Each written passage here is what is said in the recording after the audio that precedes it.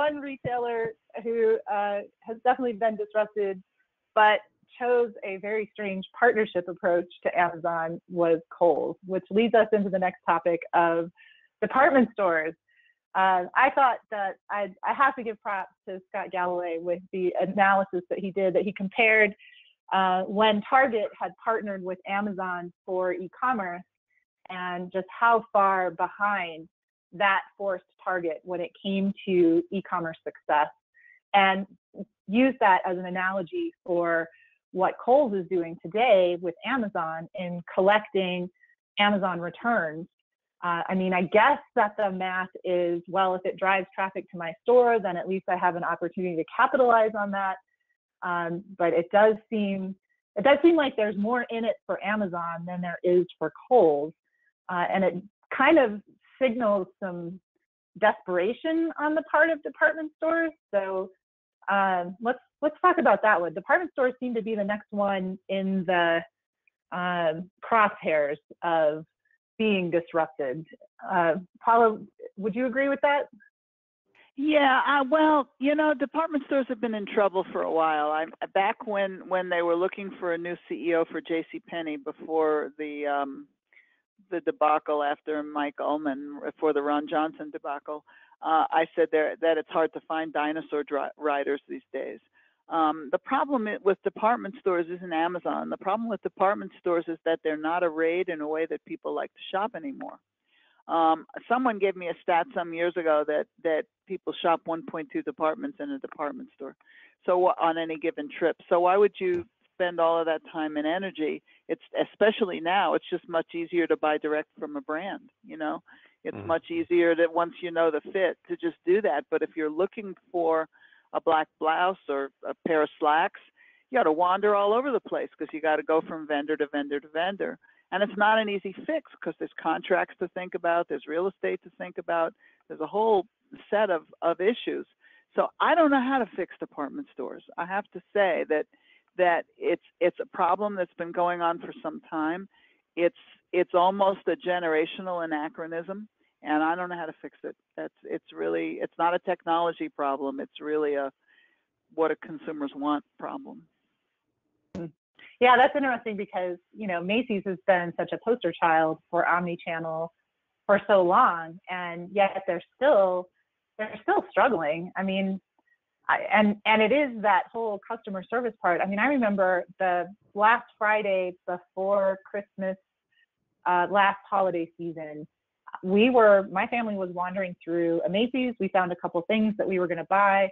We went to the one register in the men's department that was open.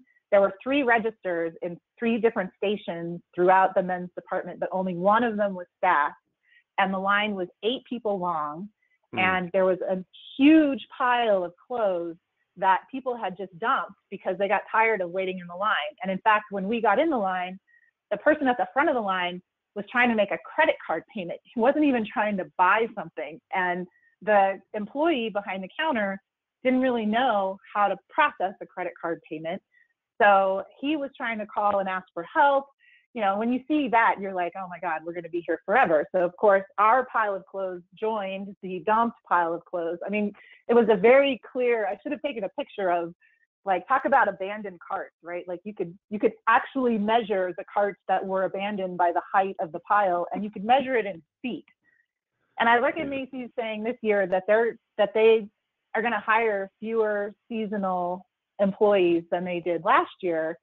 And I think, how, like, it doesn't matter if you can provide inventory visibility if I can't buy the stuff.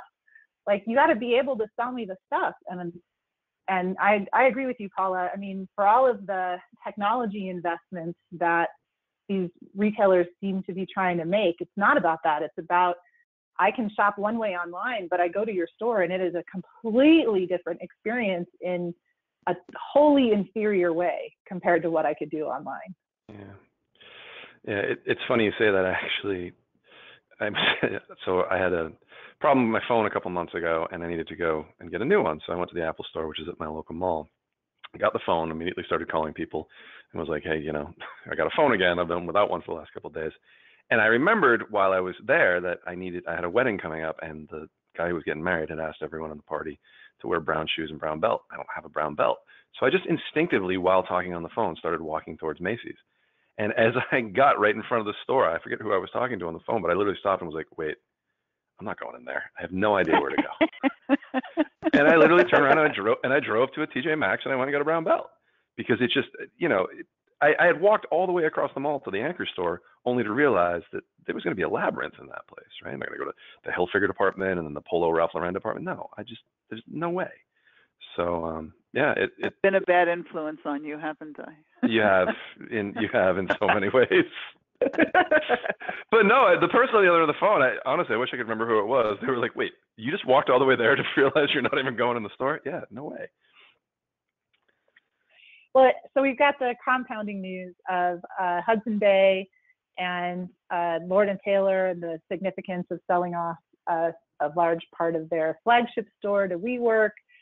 I mean, is this more symptoms of just a general department store problem, or is that specific to Lord & Taylor? I think, Paula, you've got strong opinions about that one, right? Well, I do. I mean, I got them from my friend Walter Loeb, so I'm not going to take full credit for it. Basically, Hudson Bay Corporation bought up a bunch of chains that weren't doing all that well in the first place.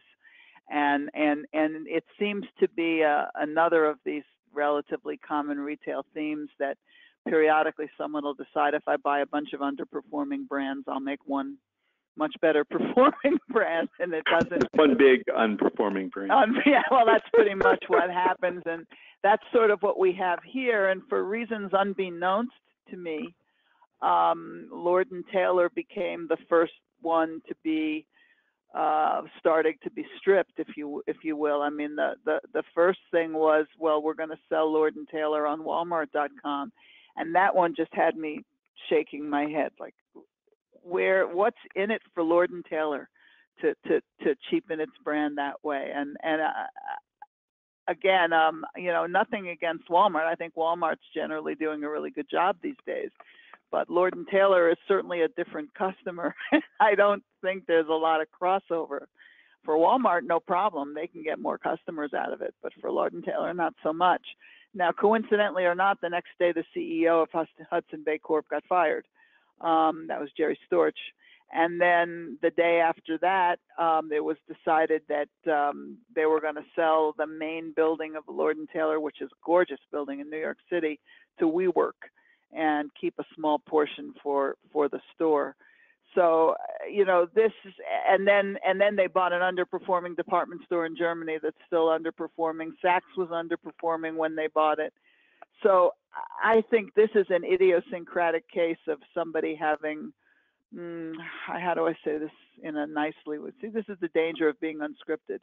Somebody having an inflated idea of what they could do with these chains when in fact they were underperforming to start with.